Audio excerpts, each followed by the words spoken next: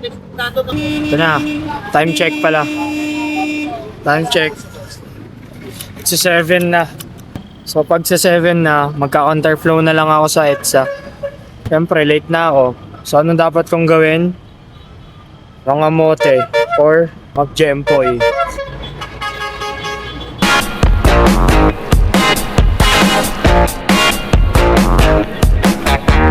Dito pa lang ako sa Tandang Sora.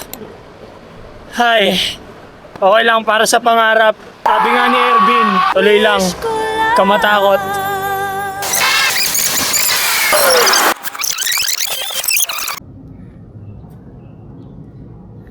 Alam niyo, sabi niya sa akin kanina, sabi niya, pre, ang ganda ng vlog mo, ganito, ganyan, ganyan. Baka pwede mo akong video. Ayun! Ako nga yung bida sa episode 1 eh. Ako rin yung bida sa episode 17. Na hindi ko naman alam na ako pala yung bida. Siya daw bida! Tanganan to! May ano ka, pre, may... Umuere na pala ako nang hindi ko alam. Pre, ano ka, meron kang main character syndrome, pre. Ganun talaga pag MC. MC talaga ako bro, sorry ah. Unknowingly, umiere na pala yung mukha ko sa YouTube.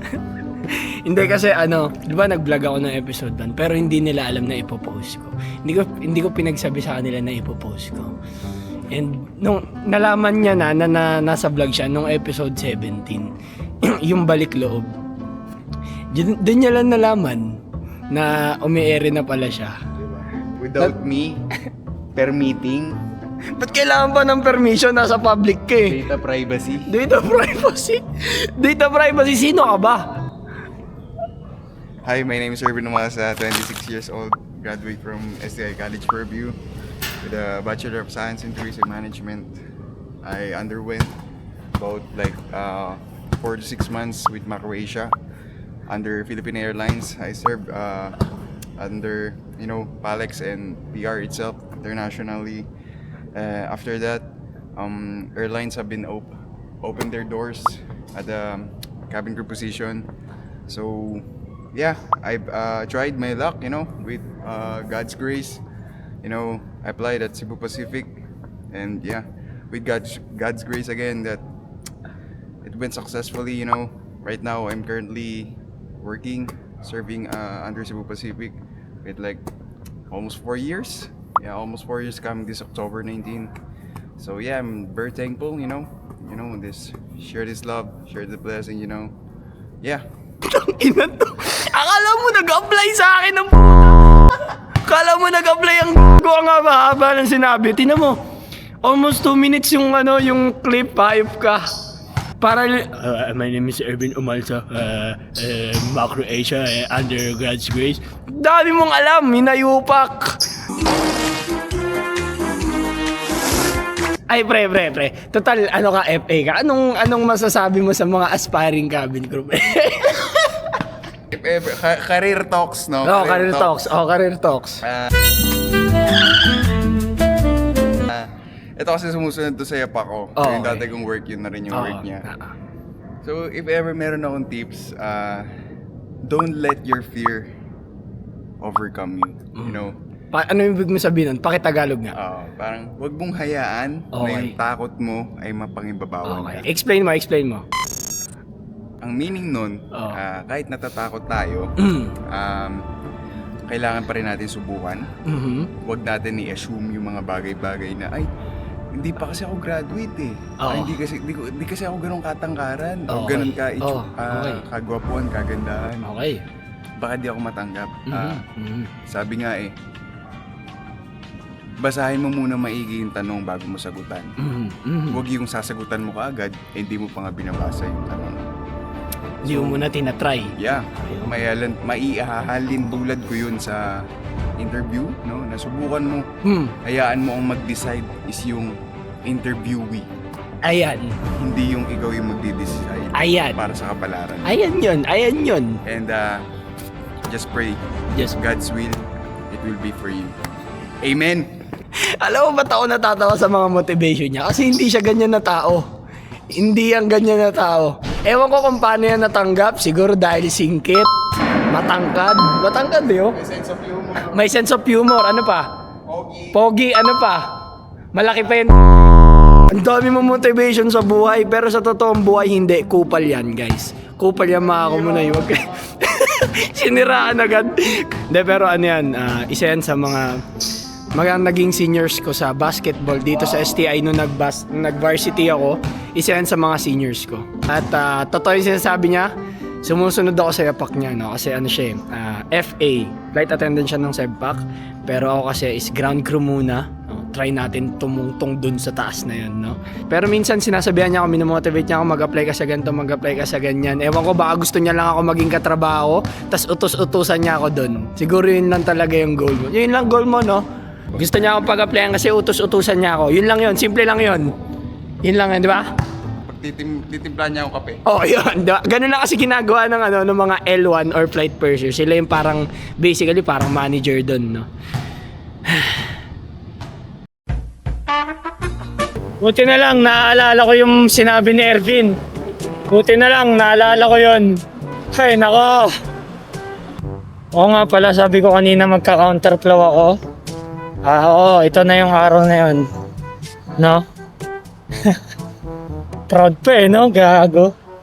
Counterflow tayo sa may bandang EDSA Revolution, pakaliwa. Bakit tayo magka-counterflow? Para mapadali yung biyahe natin. Bakit nagmamadali? Kasi late na ako. No?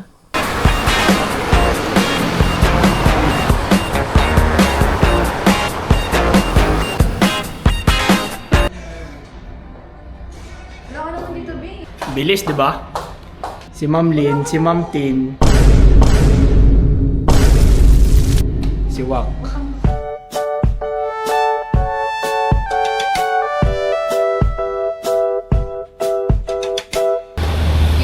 Bili mo namin ng pagkain. Siyempre, pagkatas ko mag-bike, dapat may pagkain, di ba?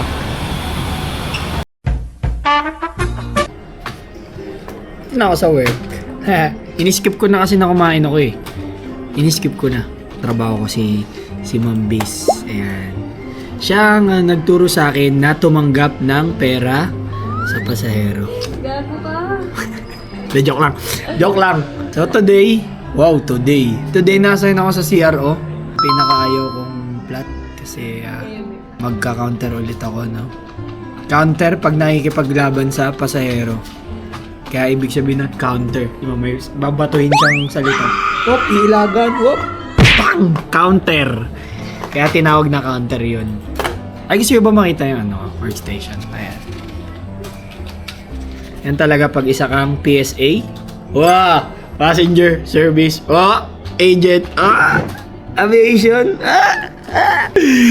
Diba, papakita ko sa inyo. Ito yung mga boss ko. Ay, si Sir. Di ba? Nangangas, di ba? Mga katrabaho ko. Trabaho lang ako, tapos mamaya kakain kami. Guys, yung mababa. Feed namin.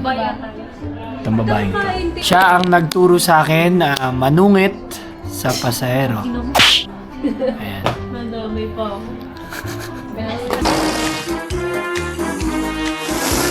At tapos na ang aking trabaho. Ang bilis, di ba? Galingan niya ang vacation leave. Uy.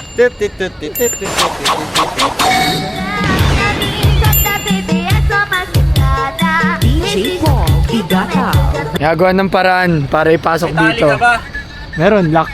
I-load yan dito. Para hindi na ako mag-bike papuntang MOA. Yung sa'yo kasi. Yo!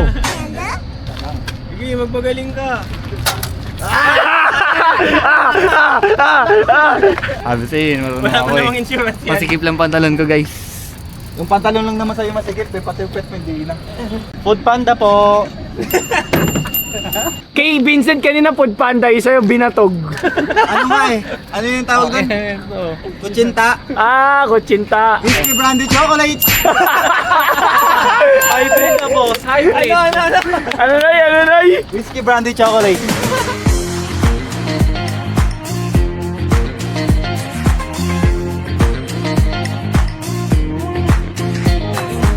So guys, dito na sa MOA. Sa wakas, nakahanap din ng parking. Ganyan ka lumakad.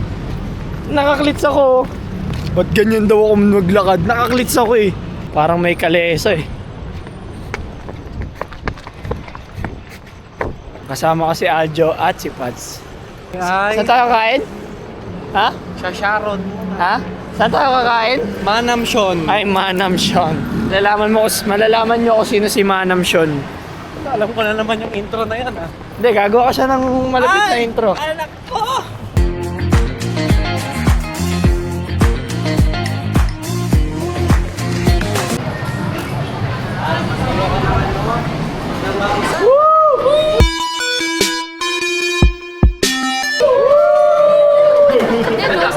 Mga anak ko! Mga anak ko! Nang dila nga nang... Nang ganun na oh. Habang busy sila doon, kakagat na ako.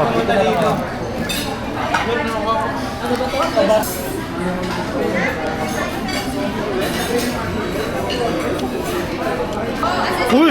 Ang sarap oh!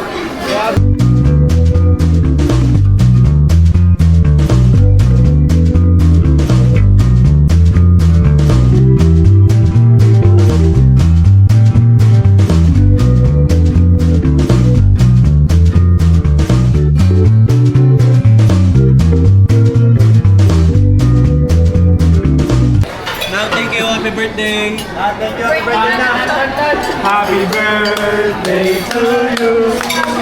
Happy birthday to you. Happy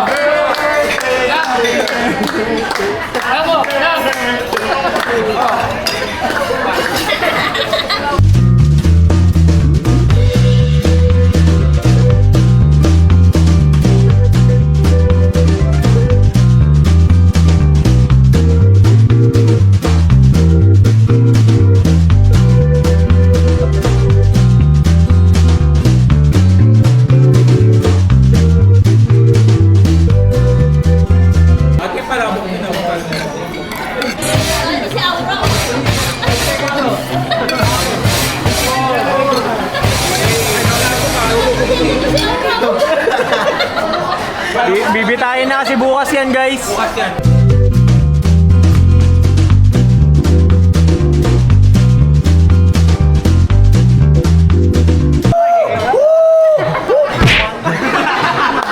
Nang, thank you. Galaw-gaw! Thank you! Ano nilalaro natin? Guess the bill. Lower ba? Lower?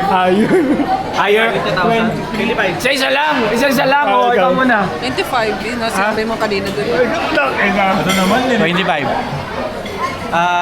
22,333. 23K. 23 siya. 24,900. 26. Alam ko yung sagot. 25. Guys, ayun yung bill, oh. 25. 736.61. Ikaw, tama ako. Dami naman.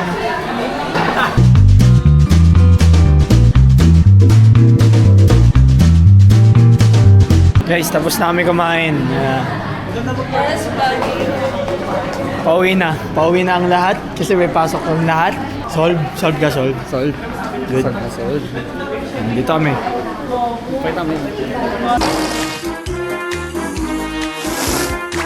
Ang usapan, maglalakad-lakad lang sa seaside. Eh kung saan gusto sumakay. Ayun, drop tower mas maganda pag dangerous eh. Para suka talaga. Para may thrill. Para suka talaga.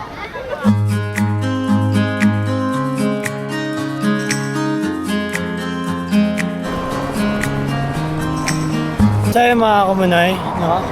Pauwi na ako.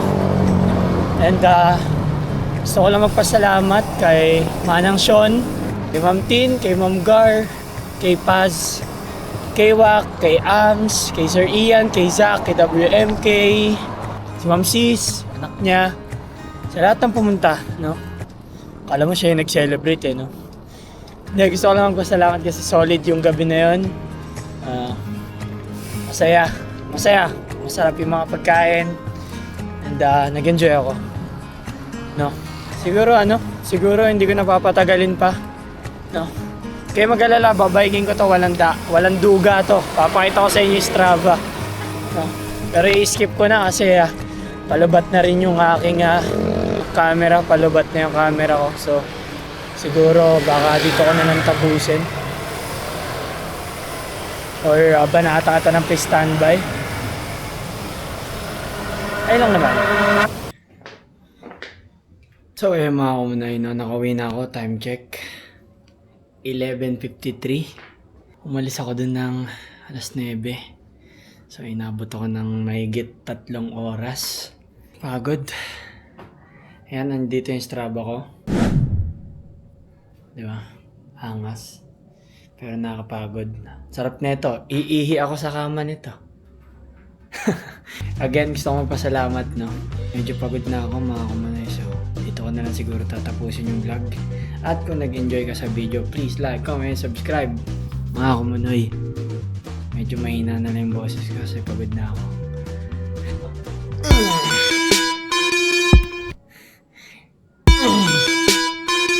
No.